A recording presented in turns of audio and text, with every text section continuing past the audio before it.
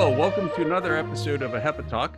Today we're going to be talking with Dean Vanitas, publisher of the 100th AHEPA Supreme Convention Yearbook. Dean, welcome and thank you for taking part in this. Thank you, Dimitri. I really appreciate you having me on and giving me an opportunity to talk about this project. Well, why don't we begin at the beginning? What exactly is the AHEPA Supreme Convention Yearbook?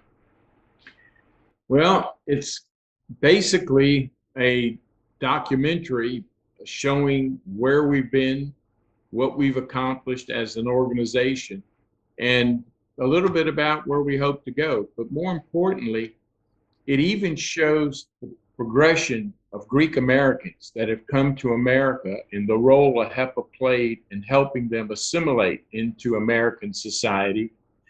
And it goes beyond just AHEPAs. It's all the Greek Americans that came to this country and the magnificent things and challenges they faced. And that's what this book is all about, really. And this one is the 100th time this book is being published. That's correct. That's my understanding. I wasn't around for the first few, but we're certainly going to try to make this one very special. So I know I have a few yearbooks. I wanted to show one in particular. This is the 1961 AHEPA yearbook. This is the one that happened in Miami. But this one's kind of different because it has this picture. Now, AHEPA has a long history of having presidents write a message. But if you look closely, you see this is John F. Kennedy's personal handwriting. And it was published in our yearbook. And it's amazing. Yeah, what most people don't know is Kennedy was an actual AHEPan. Yes. So, you know, he and along with FDR make mention of it, especially in like that note, right? That handwritten note there. And let's see, FDR did it. Johnson did it. AHEPA was well recognized in what they did.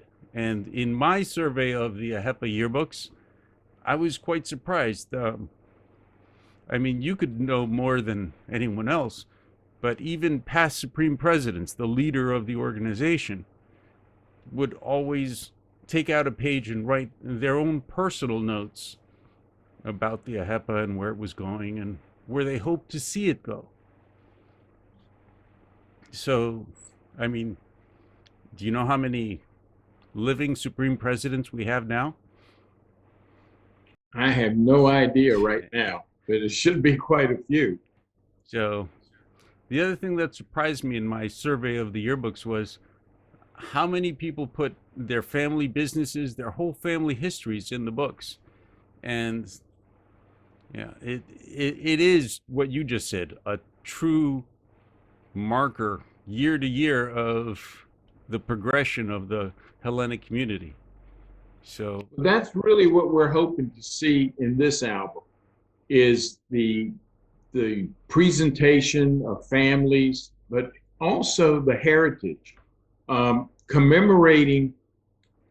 In a perfect world, what I'd love to see is the young Greek Americans who you see all over LinkedIn and Facebook showing their roots, their grandparents. Anybody who remembers having a yaya should put their history in this book, where they came from Greece, they came to the United States. And what gets lost sometimes is immigrants who are coming over today, they kind of have a landing spot. They got somebody here that's a connection that helps them. And the Greeks did that too.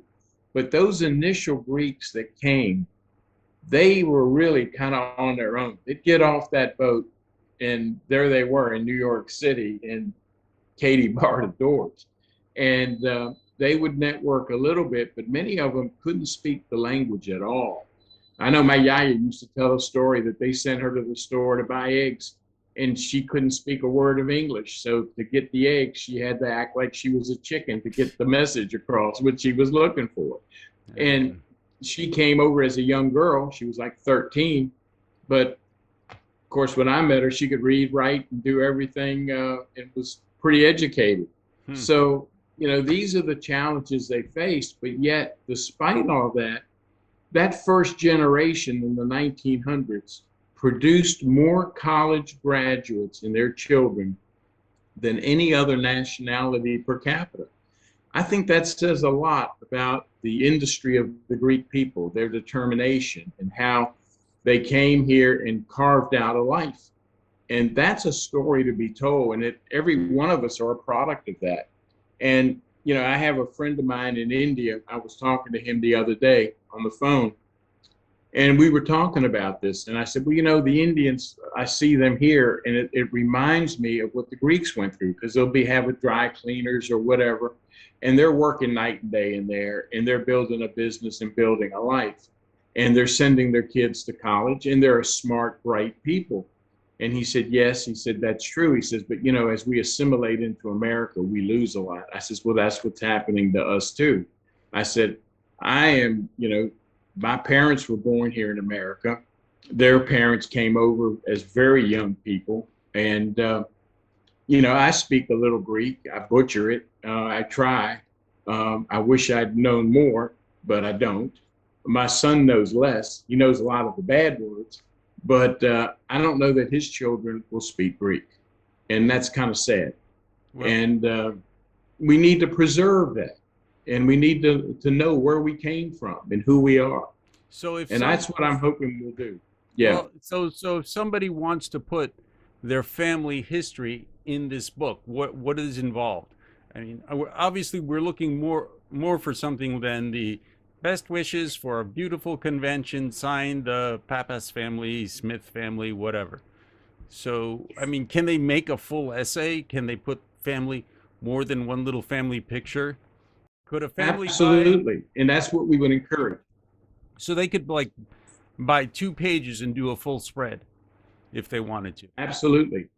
Or they can do it in 1 page, or even some, even as small as a quarter page. You could put a picture of your grandparents and say they came from whatever part of Greece they came from, or a little bit about where they landed, when they came to this country, or what they may have accomplished.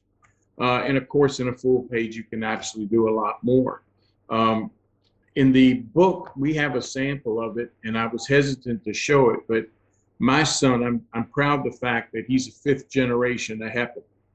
And we took a page in the convention book in 2017 and showed my great-grandfather, and then his great-grandparents, my grandparents, my wife and I, and then him.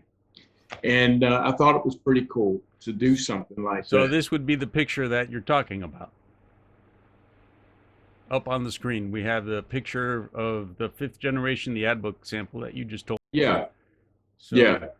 And that kind of covered everybody.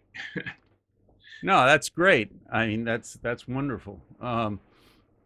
So I think one other interesting thing is people need to understand these AHEPA yearbooks, they're actually archived in a library, in a university library.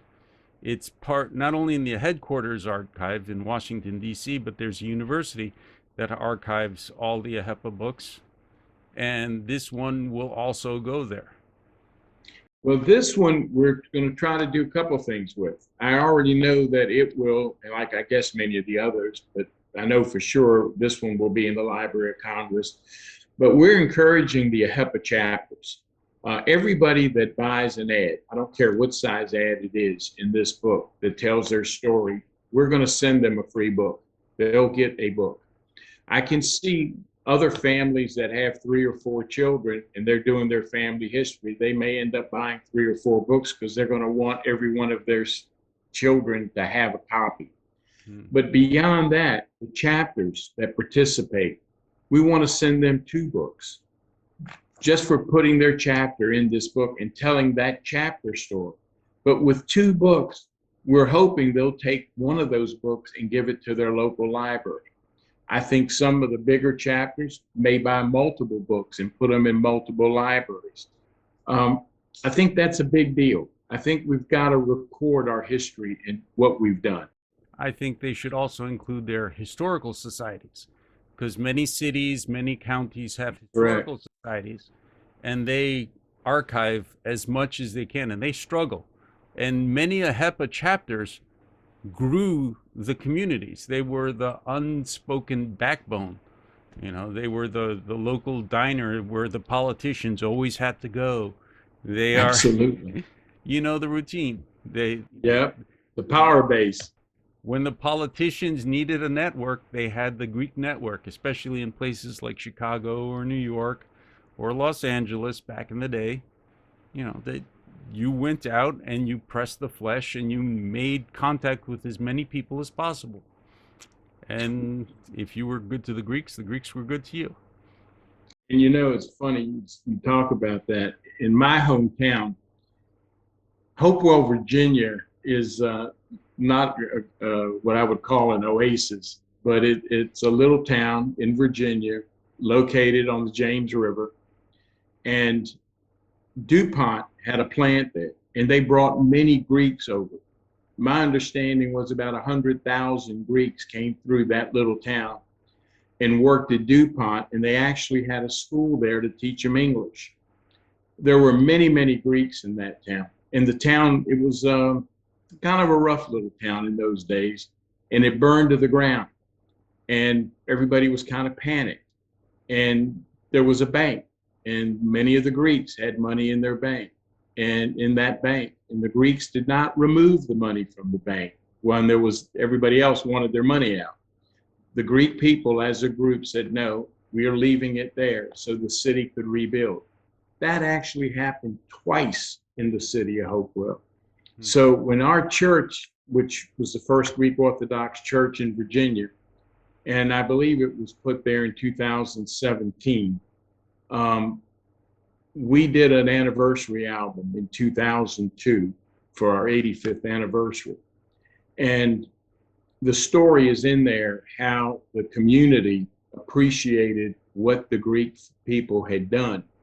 So the Greeks were held in pretty good esteem. And I say pretty good because that didn't mean that going to school, we often would hear, you know, you Greeks, I don't know why y'all have nice homes, big cars. You know, you just came over, you hardly know the language. And some of the ones that were shift workers and children of the families that were blue collar workers kind of resented the fact that the Greeks had nice homes, big cars, and were doing well. But of course, the Greeks worked 18, 20 hours a day, and some of them weren't willing to do that. But, you know, we saw a little bit of this and that, and, a little bit of discrimination. We never had the difficulties they had in Atlanta with the Ku Klux Klan, but in '64 we did see the Klan protesting, but not against us, fortunately. Well, But you know, it's there. but that's an important part of AHEPA's history, and I'm sure that's going to be documented somewhere in the book.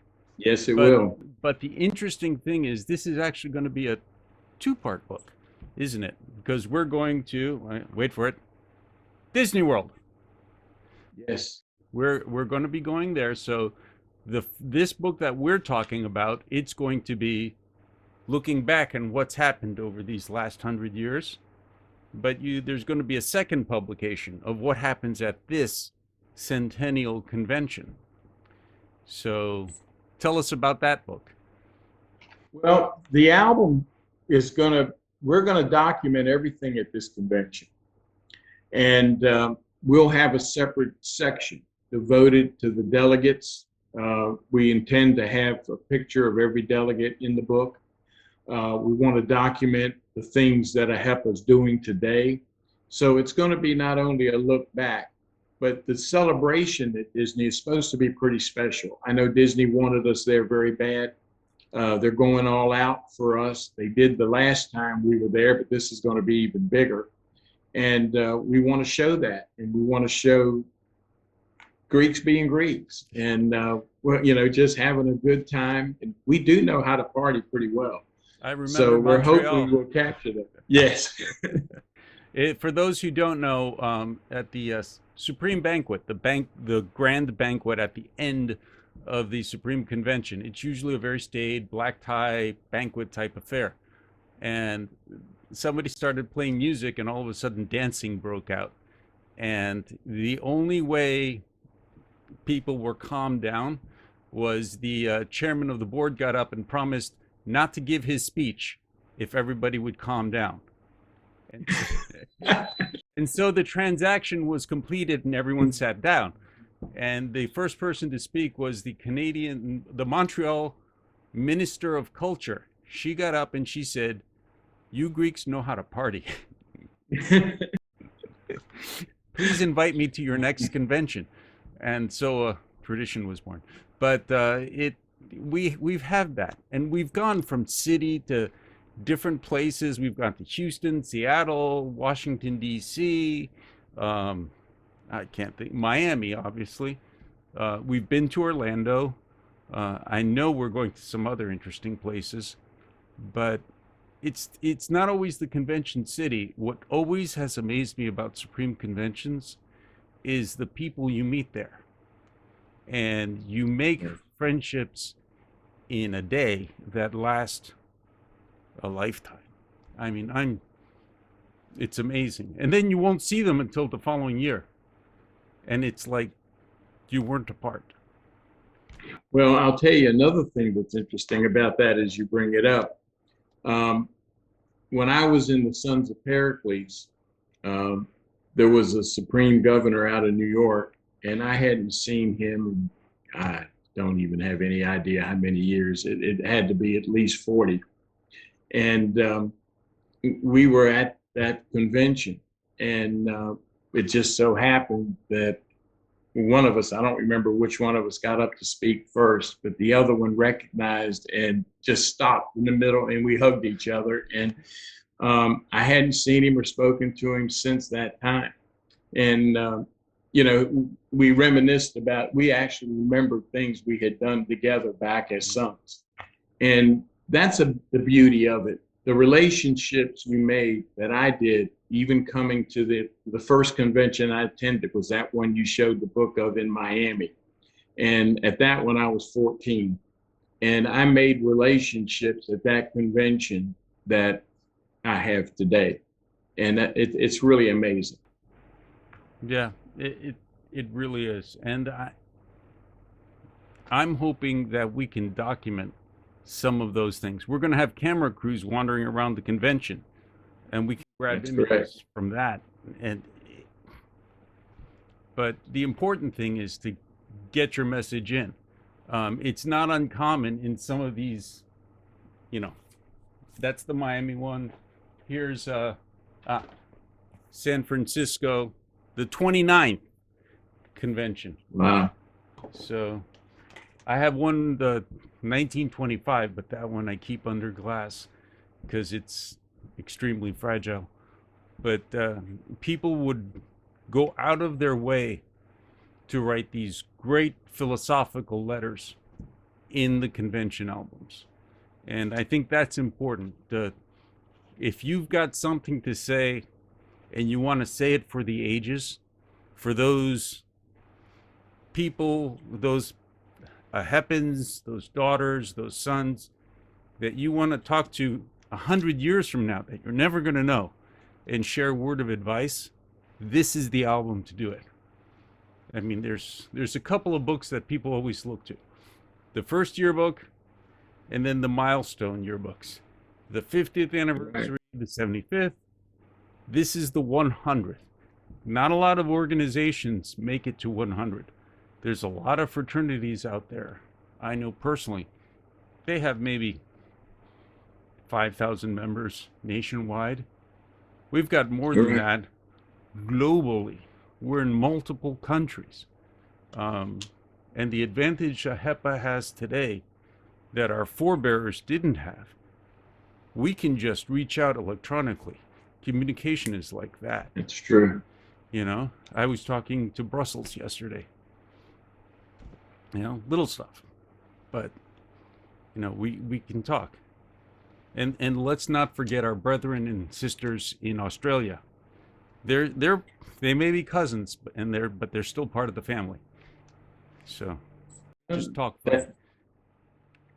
That's very true. But you know, you bring up some really good points, and these are things that, you know, what I see this book being, In a perfect world, my grandchildren's children, I'd like them to be able to look at this book and say, hey, this was my great grandfather, or this was, you know, because we can show in our family a pretty good history. And I'm sure there are many families that can, in the stories that some of these have to tell. There are a few stories we're going to put in this book, one in particular of a gentleman who was in Korea, and he never went to mail call because he never got any letters, never got any packages. And he got a package from the Order of AHEPA, and he never forgot it. And today, you know, he's still a lifetime member, and he loves this organization because he never forgot what the organization did for him. And there are a lot of stories like that. And we've given tons of scholarships, and we've done so many good things for so many people. And not only do we talk about what we've done for Greeks, I know our chapter in when I was in Hopewell, we had the tsunami came, and we sent money to them. I think $5,000 through the Red Cross. We did the same thing in New Orleans when they had their deal down there with the hurricane. So the AHEPA chapters, and not only at the national organization, but even the local chapters have stepped up and done some amazing things for their communities and in different places. No, absolutely. I remember seeing the pictures of Supreme President Igulis went to where we were shipping fire relief items, or I think it was earthquake, and after the pictures, he rolled up his sleeves and he started packing stuff, along with everybody else. He chipped in. I mean, that's just the nature of us. So, I mean, that's the story that needs to be told. And Absolutely. you know, and it has to be told to be preserved for the ages. And the more stories we tell, the bigger the preservation, my belief. I agree. And one of the things I would like to see in this album, if nothing else, we're going to do a business card directory. Mm. And when I think of all the young people that, not even counting those that got AHEPA scholarships, but just Greek Americans that are in all walks of life doing all types of jobs, if we just had them drop a business card in there, just to be there for the history of who they are, what they've accomplished, because the business card says it all too. It shows where they've reached a place, at least at one point in their lives. It may not be the last place, and it may not be the very first, but at least at this point in time, this is where they are. And I think that's a great thing, because you just look at Lincoln, and it's just loaded with Greek Americans that are doing some amazing things. And I'm proud of every one of them. Oh, I guess maybe that's a sign of my age. well, it's not just the famous ones. There's I personally am aware of some people in the sciences, I mean the hard sciences, that are doing some research that's advancing humanity, medical research. I know of at least one working on certain environmental ways to make just the chemicals we use less necessary. I mean, just amazing stuff. And who knows what's going to happen in the next century. I mean, this is the 1965 yearbook. And this is the one that happened in Athens. And this is the one where we were called the unofficial ambassadors of Hellenism to the world. So, Well, there was a time we were known as the Greek American lobby as well, when self-determination for Cyprus and some of the issues that came up, and AHEPA stood fast and ran ads in major newspapers all over the United States with words from just about every congressman and senator supporting. And that's big stuff. Oh yeah, I mean, and the funny thing is, I have been to congressional biennial banquets, a banquet we have every 2 years for Congress, for our politicians. Yeah. Where it's basically a meet and greet and a thank you. And I have seen, senators there that unimaginable that they would come. And they're just, some of them were icons of the civil rights movement, icons of some of the, laws have been named after them. And yet, who's AHEPA? Why are they coming here? That's because we're involved. I mean, there's the expression, if you're not involved in politics, politics is involved with you. For sure. And make no mistake, AHEPA is nonpartisan. It's not apolitical. There's causes and there's things that are near and dear to our hearts that we're active in. The big one that I remember is the visa waiver program. That's something for the 100 years, so that people can travel back and forth to Greece without having to buy a separate or apply for a separate visa. And that facilitates economic exchange, which benefits everybody. So, anyways, but that's that. And any closing remarks that you may have for this? Well, one thing, I want to show the album. This is not the AHEPA album, but this is an album that we produced for Chesterfield County. And this is pretty much the way the AHEPA album will look. It'll be navy blue like this. It'll have a hardbound book. It'll have a gold seal cover of the AHEPA emblem on the front. The album will be all color, 100% full color. Pages that are not in color are at the option of whoever printed them or whoever wrote them that didn't want to use the color or have it or whatever. But it is available on every page in the book. It's going to be glossy paper. It's a coffee table book, and it's going to be something you'll keep and treasure. It's got the spine, has the name on it, so you can put it in a bookcase, or if it's not on your coffee table. And it's truly like a yearbook, and it's something that you'll be able to keep. And we just hope that the Greek Americans rally around it.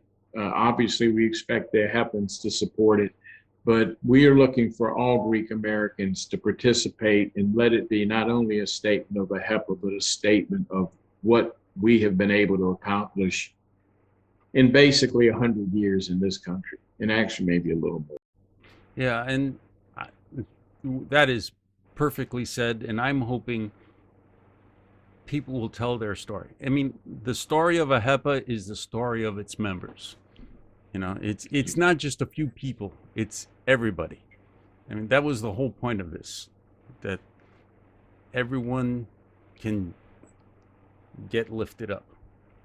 Well, I remember, just to add on quickly, as a kid, growing up in a small town with one church, and it used to amaze me, the things I saw. I didn't appreciate them so much at the time.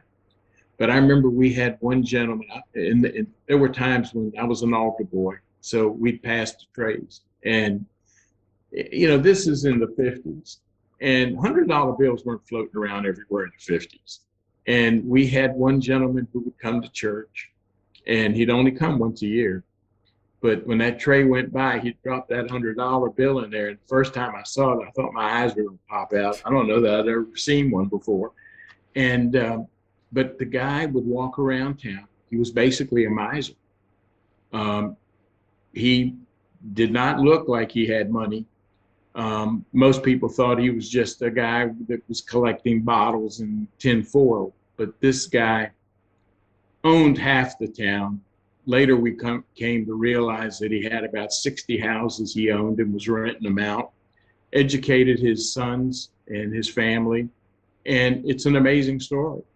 And whether it was the gentleman that had the fish market and the sacrifices he made, and he's made a lot of sacrifices. And then one day he pops up and all of a sudden he's got this great big house he built. And that story repeated itself over and over again. And I would see it as a kid, and I knew that the American dream was alive. That, yeah, if you had an education, you got on the express train. It's almost like playing that little game of life, you get the education, you go quicker. But it's amazing what these people accomplished. And they came here just Greek smarts, not the formal education. If you adjust for inflation, AHEPA has done over $1.5 billion of community service in between money, things they've done, and I'm talking war bonds, senior housing, scholarships. That's $1.5 billion worth of charity work in our That's 100 years of amazing. history. And that's being conservative. And keep in mind, in our 37th or 35th year, one of the past Supreme Presidents did an analysis, and back then he figured $55 million. So you adjust for now, it's amazing. So, And that's the scary part, Dimitri. How do we put all this in one book? That's going to be the challenge of all challenges. But we're going to try and try to get as much of it as we can. yeah, and I would encourage people to get, because this is a centennial book, and if you want to tell your family story, time is limited. You got to get those stories together. Reach out to headquarters at ahepa.org. There's an album website that's going to be coming out. I believe it's ahepaalbum.com, and that will be available so you can get that story in as quick as you can, so you can reserve your space today to tell your family's history in that coffee table book. So when you have those guests come over, you can say, here, let me show you this book that my family is in. So anyways, that's my soapbox. Dean, Thank you for having me on, thank Dimitri. you. Thank you for coming on, and we'll be seeing you on our next episode. Thank you. Thank you. God bless and take care.